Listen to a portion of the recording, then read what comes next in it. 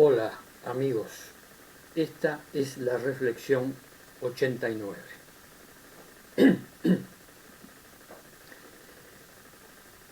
En el anterior video yo señalé 3 puntos, 3 temas, y dije que lo comentaba, lo reflexionaba desde el campo de la sociología. Refresco la memoria. Yo tengo un modo de pensamiento multilateral, es decir, que enfoco cualquier cuestión desde distintos ángulos, de distintos campos. En el anterior video esos 3 temas los traté desde la sociología. Ahora voy a hacer este ejercicio. Consiste en esos mismos temas verlos desde el campo, primero biológico y después desde el psicológico. Y finalmente, al término del video, voy a hacer una conclusión provisoria, sujeta a mayor análisis. Pero en principio quiero hacer esa conclusión provisoria. Los 3 temas eran el poder que se origina en la especie Homo sapiens y en casi todas las especies, el poder analizado desde la óptica sociológica es lo que hice en el anterior video. De la misma forma de comentar el tema, un segundo tema fue el patriarcado, el predominio en las sociedades de Homo sapiens de los varones, el patriarcado. Y el tercer tema fue la observación desde el punto de vista sociológico e histórico, la existencia de ricos y pobres, y actualmente de súper ricos y de súper pobres. Es decir, que la desigualdad en la época actual, año 2021, se ha acentuado tremendamente. Visto desde 2 ciencias, la sociología y la historia. La historia es algo importante para ver cualquier cuestión desde el enfoque sociológico. Yo diría que la historia es importante en casi todos los campos. Quizá alguna excepción podría ser la psicología, en el campo psicológico. Bueno, vamos al tema 1. El poder. Biológicamente, lo vengo señalando en muchos videos, en la especie animales en general, existe el poder. Los animales, los mamíferos, vamos a ver los mamíferos, que son los más cercanos a nosotros, a los Homo sapiens. Los mamíferos se organizan en manadas de X individuos, 100, 200, cuando mucho, no más de 200. Y el comportamiento de esa manada lo estudia una ciencia que es la etología. Yo refresco la memoria. Yo me ubico en el campo de una ciencia que, si no se llama así, le pongo yo el nombre, antropoetología. Antropos, ser humano, etos, conducta, comportamiento, logía, el estudio. La etología estudia en general el comportamiento de los animales. Y la antropoetología, es un término que utilizo yo, es la conducta, el estudio de la conducta específicamente del Homo sapiens, del ser humano. Bueno, Es un hecho claro y evidente que en la mayoría de las especies animales, y máxime en los mamíferos, se organizan en grupos, en manadas. ¿Dónde está el poder? En que la mayoría de estos grupos o manadas tienen un macho alfa, macho. Y ahí vamos al segundo punto, el patriarcado. Hay un predominio en las especies animales de el género macho. Se interpreta que esto es así por el hecho que generalmente los machos suelen ser más grandes, más fuertes, salvo en algunas especies. Se me ocurre, yo trabajo por asociación libre, se me ocurre en este momento las abejas, insectos, que tienen un comportamiento casi 100% genético. Aquí, en las colmenas, en los lugares donde se agrupan las abejas, es una hembra, la reina de la colmena, la reina, es hembra y es más grande, mucho más grande que los zánganos, que son los machos de la colmena. Pero es un comportamiento casi exclusivamente genético. Aquí no hay organización social de ningún tipo. Se ve una organización, pero es genética. Actúan así por genética. En otros videos señalo mi observación, mi experimentación con las hormigas y el experimento que hice con las hormigas. Es decir, el comportamiento es genético. Hay una aparente organización social, pero no interviene, como en sí en el Homo sapiens y en otros mamíferos. La organización social ya es social, ya no es estrictamente genética. Cualquier manada de cualquier mamífero hay un cierto orden social hecho no ya 100% por genética, sino que hay consensos, llamémoslo así, entre los distintos integrantes de la manada. Por ejemplo, en una manada de leones hay el macho alfa, el más fuerte, y viene uno más joven que quiere competir, entonces hay una competencia por el predominio en la manada y el acceso a las leonas. Bueno, hay un cierto, en forma muy primitiva, tendencia a lo social. No podemos hablar de social porque social es el Homo sapiens, el ser humano, pero llamémoslo así, una cierta tendencia, una cierta organización, no ya estrictamente genética, como en el caso de los insectos. Los insectos sí es estrictamente genético. Me remito al video donde hablo del experimento con las hormigas. Bueno, el segundo factor entonces, el patriarcado. Suelen ser un macho. Desde el punto de vista biológico, así. Y desde el punto... Bueno, voy al tercer elemento para continuar con lo biológico. El tercer elemento es ricos y pobres. Ricos acumulan y pobres no tienen acceso a esa acumulación. En las especies animales sucede algo, por ejemplo, algo extraño. Una manada de leones, que yo investigué a fondo el comportamiento de los leones, en la manada de leones las que cazan son las hembras, en grupo. Hay una cierta organización social, cazan en grupo las hembras de leones. Traen la presa y el primero en acceder a la presa y empezar a comer es el macho alfa, el macho del grupo. El resto espera hasta que queda saciado ese macho alfa y empiezan los otros integrantes del grupo o de la manada.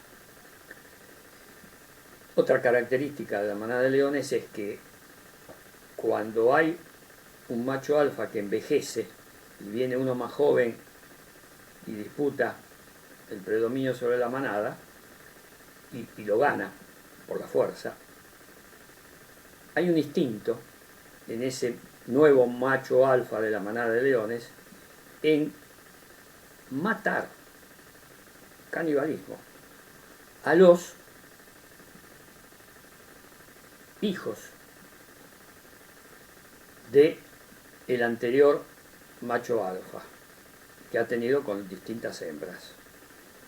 Los mata y en gran medida los come, los mata.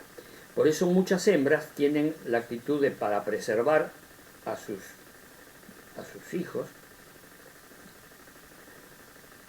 para preservarlos los esconden. Hay muchísimos estudios sobre este comportamiento de la manada de leones. Las hembras los esconden para que el nuevo macho alfa más joven no los mate, los esconde. Es decir, hay un cierto comportamiento que visto desde afuera aparece como, no digamos inteligente, porque yo no diría que es inteligente, pero en forma instintiva hay una preservación de la vida de los hijos que tienen estas hembras que tuvieron estas hembras con el anterior macho alfa, el viejo. Esto está observado y está comprobado. En el comportamiento de estas actitudes de los animales, de los mamíferos, por ejemplo, y en otros, no solo en los leones, yo investigué a fondo los leones como prototipo de mamíferos y obviamente los simios, los chimpancés, los gorilas y los orangutanes. No se observan en los chimpancés, gorilas y orangutanes actos así de canibalismo como si en la manada de leones. Hay actos de canibalismo en los chimpancés con otra especie de simio, que son los bonobos, que son más chiquitos que los chimpancés. Los atacan para comérselos, los chimpancés a los bonobos. Eso es otro acto de canibalismo. Yo lo señalo en videos anteriores. Este comportamiento de los chimpancés con los bonobos, que son más chiquitos, más pequeños. Bueno, voy a hacer estos tres temas: poder, patriarcado, ricos y pobres. Bueno, me faltó señalar desde el punto de vista biológico las especies que acumulan, especies animales que acumulan comida, por ejemplo. Es típico de las cigarras. Bueno, hay muchas especies de animales, incluso insectos, que acumulan. Las hormigas, por ejemplo, acumulan comida de hojas, hierbas, hojas vegetales, la acumulan. Los hormigueros acumulan. Acumulan también las abejas, por ejemplo, cuando acumulan miel, acumulan. Además de la jalea real que le dan a la abeja reina, acumulan miel. Por eso por eso el ser humano descubrió la forma de acceder a la miel, a la jalea real y al polen, haciendo colmenas fabricadas por los Homo sapiens. Pero hay un primitivo instinto de acumular. Es decir, el fenómeno de la acumulación, la codicia y la acumulación en el homínido, en los Homo sapiens, se da porque está unido al instinto. Yo más que instinto diría emoción del lucro. El lucro. De no solo acumular por codicia, acumular, sino obtener beneficios sobre esa acumulación, el lucro. Esto se da en los homínidos, los Homo sapiens, en mucho mayor escala. Desde un punto de vista, desde un ángulo distinto, psicológico, no ya biológico, sino psicológico, aunque están bastante emparentados estas dos ciencias, pero desde un punto de vista psicológico, ya el campo de observación, el campo de estudio es el Homo sapiens. No vamos a hablar de la psicología de las abejas ni la psicología de las hormigas. Psicología, Homo sapiens. O sea, nosotros, los seres humanos. Yo digo Homo sapiens y seres humanos, personas, para no estar diciendo hombres y mujeres como hacen otras personas que reflexionan en videos y están constantemente. Yo trato de involucrar en un concepto los dos géneros y los géneros intermedios, todos los géneros. Es cansador, pero el que lo quiere hacer lo hace. Y bueno, yo hablo Homo sapiens y personas o seres humanos. Bueno, desde el punto de vista psicológico, el tema del poder está estudiado. Yo voy a tomar muchos elementos de Sigmund Freud y su psicoanálisis, porque están demostrando esos descubrimientos de Sigmund Freud que en la realidad concuerdan con la realidad. Un elemento es que en el poder, a través de la psicología, no solo de la psicología de Sigmund Freud, del psicoanálisis, sino también de otras escuelas psicológicas, el Homo sapiens tiende a la obtención de poder. Y si vamos, constantemente estoy comparando distintos campos, distintas ciencias. La historia. La historia es una ciencia fundamental. Por eso recomiendo a los que vean mis videos que estudien historia y prehistoria. Y si pueden, paleoantropología, los restos fósiles. Y los elementos que se encuentran alrededor de los restos fósiles, herramientas, vasijas, todo lo que la arqueología investiga. Bueno, vuelvo a esto. En la escuela psicoanalítica se detecta un predominio de una idea inconsciente de poder. Incluso, yo lo comento en videos anteriores, la idea de la omnipotencia, un poder enorme.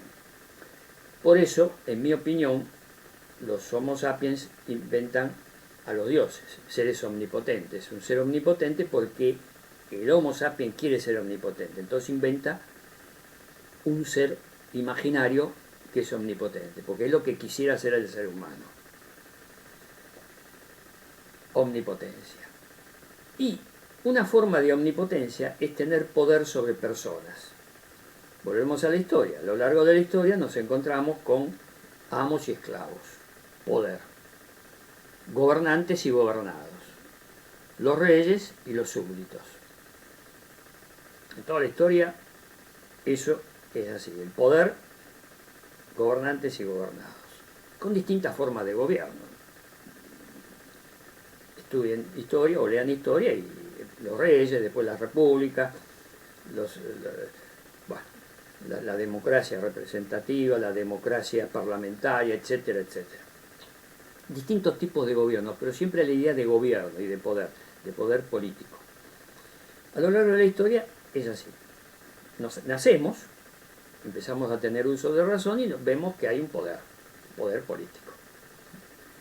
Estudiamos historia y vemos que siempre hubo poder político. Aun cuando comenté en el video anterior que desde el punto de vista sociológico, los sociólogos han descubierto que en sociedades primitivas, sociedades ya de homínidos primitivos asentados, es decir, 5.000, 6.000, 7.000 años para atrás, cuando ya el homínido primitivo había dejado de ser, que se había asentado en un territorio, empezó a cultivar la tierra, a tener animales, etc. A partir de esos momentos se empezó a detectar la acumulación de piezas, herramientas de trabajo. Algunos acumulaban comida, otros herramientas de trabajo. Empezó a existir la acumulación. Por consiguiente, el hecho de acumuladores o ricos actualmente y personas, seres humanos que no acumulaban, que el acumulador con poder les daba en uso herramientas para que lo trabajaran y después las herramientas las tenían que volver al lugar común donde el que detentaba el poder tenía el control. Pero en sociedades muy primitivas había lo que algunos sociólogos llaman el comunismo primitivo, donde todos participaban de la propiedad privada de esas herramientas en común. Claro, yo observo, investigando, históricamente y sociológicamente, con ambos campos, que siempre había alguien que administraba, que tenía un predominio sobre el lugar donde estaban las herramientas. La propiedad era en común, pero el que administraba le daba una herramienta, bueno. Y algunos sociólogos dicen que no era así y que en esas sociedades con ese comunismo primitivo cada uno retiraba del depósito donde estaban las herramientas la que necesitaba y con esa herramienta hacía el trabajo. Eso es una sociedad llamada por estos sociólogos comunismo primitivo. Bueno. Pero luego de esa época imprecisa en años, empiezan a aparecer los acumuladores con poder, con predominio, y empieza el atisbo de la propiedad privada de las herramientas. Entonces ahí empieza la idea de que alguien acumulaba esas herramientas y tenía la propiedad de esas herramientas y repartía a los otros el uso. Ahí es donde comienza la noción de propiedad privada. Desde el punto de vista psicológico, eso le da al que administra y al que tiene esa propiedad privada un predominio. Y ahí se empieza a generar psicológicamente la idea de la subordinación, la idea de las jerarquías psicológicamente, no ya desde el punto de vista biológico, como característica básica que yo señalo siempre. Ahora lo analizo, algo similar a esas características básicas biológicas, algo parecido, similar, desde el punto de vista psicológico, se va generando socialmente, a través de la organización social del homínido, se va generando esa subordinación. Se va generando a través de los siglos, porque esto se da en las civilizaciones antiguas, 5.000, 6.000 años para atrás, se da en los egipcios, en los hititas, en los sumerios, los acadios, bueno, todas las civilizaciones antiguas, se va dando esa idea psicológica de predominio de unos sobre otros y de acumulación de unos sobre otros y de dominio físico sobre la persona, la esclavitud, la idea de esclavitud. Es una idea antigua y todas las civilizaciones antiguas, anterior al invento de la escritura, ya se sabe por la arqueología que había esclavos, amos y esclavos. Ni que decir en la Edad Media los amos, los dueños de terreno y los siervos de la gleba. Bueno, psicológicamente, a lo largo de siglos se fue formando en el sentido común profundo. Ya estoy usando terminologías de investigaciones mías en videos anteriores. Se usó esa terminología. El que quiera saber de qué se trata, que vea los videos anteriores. Empiezo a usar la terminología ya explicada. Bueno, en el sentido común profundo se va generando una idea de subordinación, de dominio de unos sobre otros, la esclavitud. Es evidente que en el modo de pensar y el sentido común profundo de un esclavo en el Egipto faraónico, el esclavo veía al amo y al faraón y a los sumos sacerdotes como que eran sus amos y que ellos estaban subordinados. Siempre hubo, a lo largo de la historia, sublevaciones, en especial muchas sublevaciones a lo largo de la historia de campesinos que se sublevaban. Pero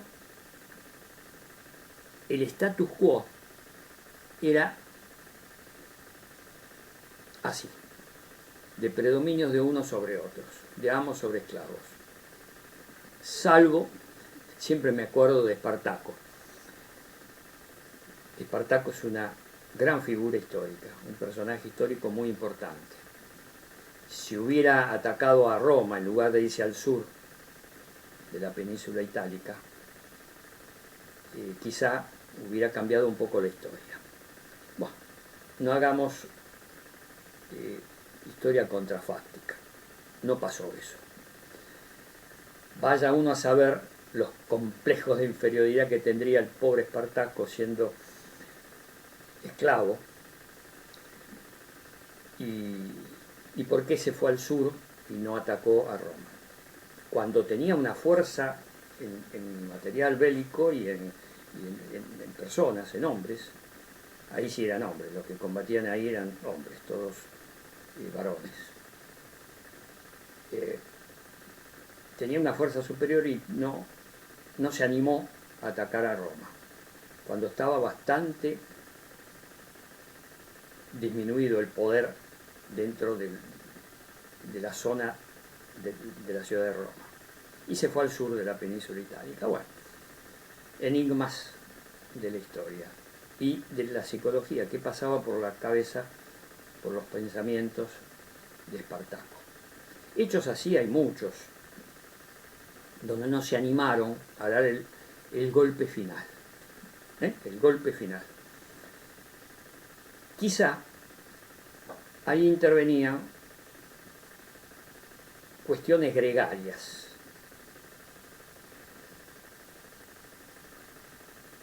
Las personas, ubicándonos en esa época histórica, el sometimiento psicológico y real, sociológico, influenciaba mucho en las decisiones. Por eso que hay que ubicarse siempre en la época histórica. Yo ahora digo, ¿por qué Espartaco no atacó Roma? Ahora lo digo. Habría que colocarse en ese momento, a pesar de la superioridad que tenía numérica y del poder que tenía el ejército de Espartaco, habría que ver qué pasó en esa instancia, en esa época, en ese instante histórico. Ahora es muy fácil decir por qué no la atacó a la ciudad de Roma. Por eso hago la salvedad. Siempre hay que ubicarse en la época histórica. Bueno, desde el punto de vista psicológico, entonces, el predominio de unos sobre otros son datos claros y evidentes. No necesito relatar muchos hechos históricos para demostrar que esto es así. Es decir, el patriarcado, siglos y milenios de permanencia en la sociedad de Homo sapiens. El poder político, la acumulación, ricos y pobres, hay siglos, milenios. Por eso que es tan difícil, y ahora voy redondeando este concepto que quiero dejar bien claro en este video. Voy en directo. Un niño, una persona que nace ahora, o que nació hace 5 o 6 años atrás y que ahora está entrando en su uso de razón, empieza a percibir la realidad, lo que lo rodea, y ve que tiene padres que tienen poder sobre él. La idea del poder ya se la va formando desde niño, desde adolescente.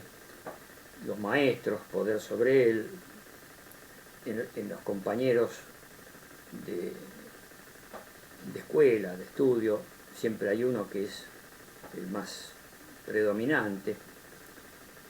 Se van formando bandas o grupos en los estudiantes primarios, en los estudiantes secundarios, hay predominio siempre de uno sobre otro, la idea del maestro, del padre. Se le va formando en su modo de pensar y en su sentido común profundo la idea del predominio, del poder, y va percibiendo el adolescente que hay ricos y pobres. Se va dando cuenta cuando en una familia muy pobre y el niño quiere un helado, le pide al padre o a la madre comprarme un helado y el padre o la madre, como es muy pobre, no se lo puede comprar, ahí el niño sufre la carencia de ese deseo que quiere ver cumplido y cómo otros niños ricos satisfacen el deseo. Ya desde niños, de adolescentes, el Homo sapiens va guardando en su carpeta de recuerdos, de sus pensamientos, de sus prenociones, esa idea, que hay cosas que él no puede, que quiere un helado y no puede porque no tiene plata para comprarlo, y se va percibiendo esas diferencias. Yo uso la palabra desigualdad, que es tremendo. Este concepto de desigualdad para otro video, pero voy dando elementos. El Homo sapiens desde sus orígenes va haciéndose carne que existe desigualdad. Y eso, a lo largo de la evolución y a lo largo del crecimiento de ese Homo sapiens, niño, adolescente, adulto, tiene en su formación básica mental la idea de la desigualdad y va por conformismo, por adaptación, aceptando. Por eso que es tan difícil producir cambios, y cambios sociales, y cambios psicológicos, cambios donde a través de milenios se fueron dando costumbres, formas de pensar y organizaciones sociales. Entonces es muy difícil que una persona, niño, adolescente, adulto, tenga en su base ideas distintas a lo que ve, a lo que percibe, a lo que le enseña. Siempre hay rebeldes, aclaro, siempre hay rebeldes, siempre hay Homo sapiens que por encima de ese común denominador de conformismo, de adaptación a lo que percibe, a la realidad, ricos y pobres, gente con poder, el patriarcado, la jerarquía, siempre hay rebeldes. A lo largo de la historia vemos la cantidad enorme de personajes históricos rebeldes. Espartaco, mencioné recién, y otros. No quiero hacer, por la asociación libre de pensamiento que hago yo, entrar en análisis históricos, pero está llena la historia de Homo sapiens rebeldes, que no aceptan ese común denominador, ese pensamiento básico de conformismo, y se rebelan. Dicen, no, esto hay que cambiarlo, esto no puede ser así. Y surgen los revolucionarios. Los revolucionarios en el campo de la historia está lleno de revolucionarios, gente que se quiere cambiar. Pongan en el Google revolucionarios y aparecerán montones. no solo Espartaco. Bueno, Marx, Lenin, Trotsky, los revolucionarios antes de las revoluciones francesas que quisieron cambiar, la Comuna de París, que un día lo voy a analizar en un video a fondo, es un hito histórico importantísimo, quisieron cambiar. Mujeres feministas que quisieron darle derechos y rebelarse contra el patriarcado, rebeldes. Es decir, el concepto de Homo sapiens rebelde existe. Hay rebeldes. Pero la norma no es la rebeldía. La norma, lo que priva, gran cantidad, iba a decir la mayoría, gran cantidad de Homo sapiens están dentro del conformismo, del adaptarse, del aceptar, de la no rebeldía. Y eso forma sociedades muy proclives al dogmatismo, al aceptar al referente dogmático que le dice así, y si se adapta al status quo general de la sociedad, es decir, poder, patriarcado, ricos y pobres, amos, esclavos, etc. Y bueno, lo ve así y se adapta y dice, bueno, siempre. Entonces, ¿cuál es la frase? A mí, cuando yo hago estas preguntas, me dice, bueno, pero siempre hubo dioses, siempre hubo dioses, siempre hubo gente que manda, reyes, presidentes, siempre hubo ricos y hubo pobres, siempre. Me dicen así. Es decir, que el estado mental básico es de aceptación de esas pautas sociales. Estoy en el terreno de la sociología, con atisbos de historia y de psicología, y algún atisbo de biología. Pero en las ciencias sociales hay una adaptación a esa estructura.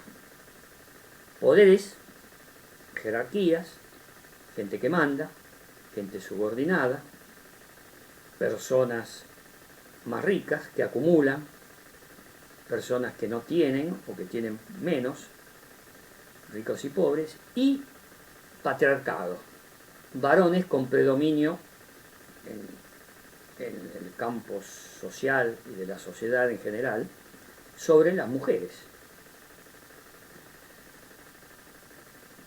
Empezamos a ver ya estos tres temas, estos tres fenómenos sociales: poder, patriarcado, ricos y pobres, acumulación, riqueza, a verlo desde distintos enfoques. Y nos damos cuenta y empezamos a comprender, ubicándonos en las épocas históricas, cómo la mayoría aceptaba esta situación. Pero ¿qué pasa en el siglo XXI, ya a fines del siglo XX? El avance de la tecnología, la posibilidad de las comunicaciones instantáneas y el invento de la electricidad. El invento de la electricidad yo lo señalo siempre últimamente porque es fundamental ubicarse en la época histórica. Si nos ubicamos en la época histórica previa al invento de la electricidad, vamos a comprender, a entender los hechos que se fueron sucediendo, hechos históricos y hechos sociales. Pero ahora, con las nuevas tecnologías y del invento de la electricidad, del teléfono, las comunicaciones y la actualidad, cambia esa, yo voy a usar una palabra, esa subestructura. Una estructura básica cambió, no es la misma. Y esa nueva subestructura nos da herramientas que no había hace un siglo atrás, o 2 siglos atrás, o 50 años atrás. Internet es un fenómeno moderno. la segunda mitad del siglo XX y ahora el siglo XXI. Ojo, estas nuevas herramientas, la computación, la robotización, y adelanto un tema para un futuro video. El tema de la robotización y qué va a pasar con la clase obrera, con la clase proletaria, con los pobres que viven de su trabajo, el proletario, el que analizó en profundidad Marx y los diversos marxismos. ¿Qué va a pasar? Lo doy como preanuncio de un tema que voy a tratar en otro video. No lo voy a tratar ahora porque es muy profundo y muy difícil. Y entramos en el terreno futuro, ya entramos en conjeturas, en especulaciones. Pero sobre datos. Va a haber un cambio. No sería nada extraño que la clase obrera no tenga trabajo, no haya trabajo para la clase obrera, lo hagan todo máquinas. Analizo en otro video este tema, este problema. Por ahora existe, el capitalismo industrial existe, por supuesto, hay fábricas que producen medios de consumo. Bueno, hay fábricas, hay obreros, hay trabajadores. Ahora, por ahora, eso existe. Bueno, quiero redondear el video con este concepto. Los jóvenes, centennials, millennials, etc., que nacen con las nuevas tecnologías, quizá tengan una predisposición a adaptarse al conformismo. Y este es un peligro, que la natural rebeldía de la gente, de las personas jóvenes, la natural rebeldía que se entiende, que se comprende, casi todos de jóvenes fuimos muy rebeldes, casi todos. Había algunos que no. Eran los niños buenos, que aceptaban todo, que no discutían nada, bueno. Pero hoy en día, en la época actual, con las nuevas tecnologías, yo observo en la cultura de la juventud, en la música, por ejemplo, en otro video analizo el tema del rap, del reggaetón, de las músicas, de la filosofía que hay en las letras de protesta. En todos los géneros musicales populares hay letras de protesta.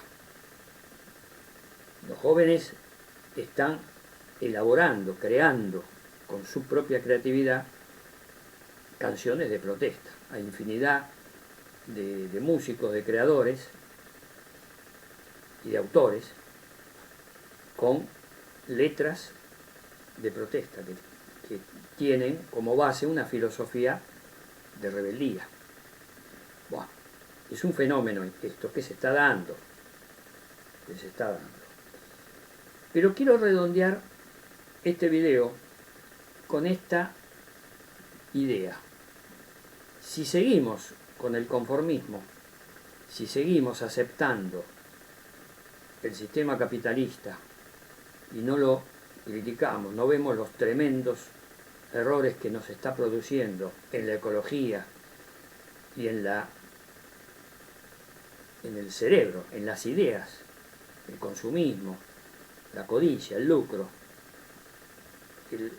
La codicia y el lucro, el sistema capitalista lo exacerba. Y esto produce ilusiones. La ilusión, por ejemplo, del derrame, que las empresas en el mercado van a derramar trabajo, van a derramar a las clases más desposeídas, van a derramar lo que les sobra. Y esto está comprobado que no es así.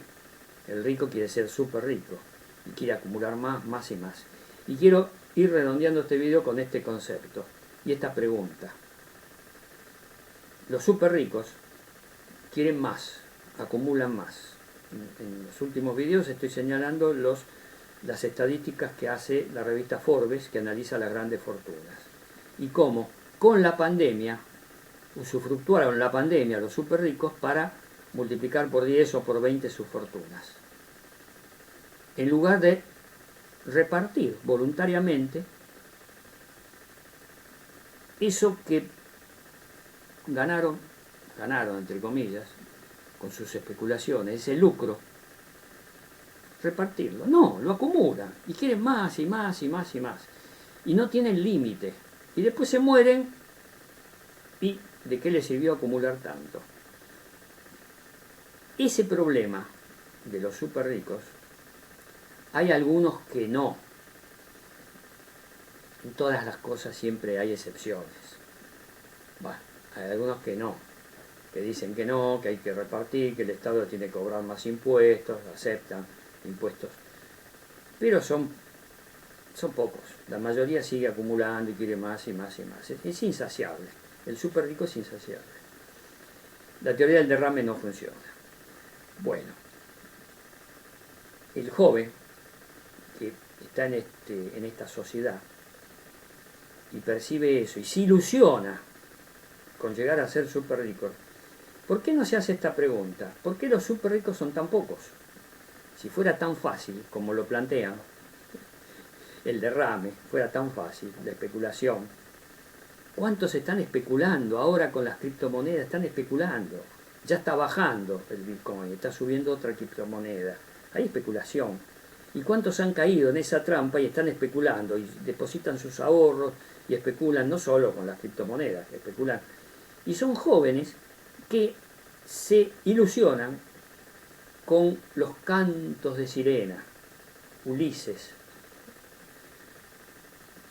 Recuerden en la literatura la Odisea, Ulises, y la aventura con las sirenas, los cantos de sirena. Pregúntenle al Google, Ulises, los cantos de sirena, y ahí le van a contar la anécdota que yo cuento en otros videos anteriores. La cuento y la desarrollo. Bueno, los cantos de sirena de muchos súper ricos que ilusionan a pobres para que sigan sus cursos, son consejeros económicos, financieros, hacen cursos, los entusiasman con esos cursos y después le cobran ese curso tanto, multiplicado por 1000 que tomen el curso, 2000 que tomen el curso, ya los tipos usufructuaron y organizaron y crearon un capital, pero son súper astutos. Y los ingenuos que caen en la trampa. De última, esos cursos son la filosofía del tú puedes, voluntad. Con voluntad, estar bien asesorado con un consejero que sabe, que le aconseja, y que puede ser que al principio le ande más o menos bien, pero súper ricos no van a ser nunca, salvo algunas excepciones, algunos vivos más astutos y con suerte.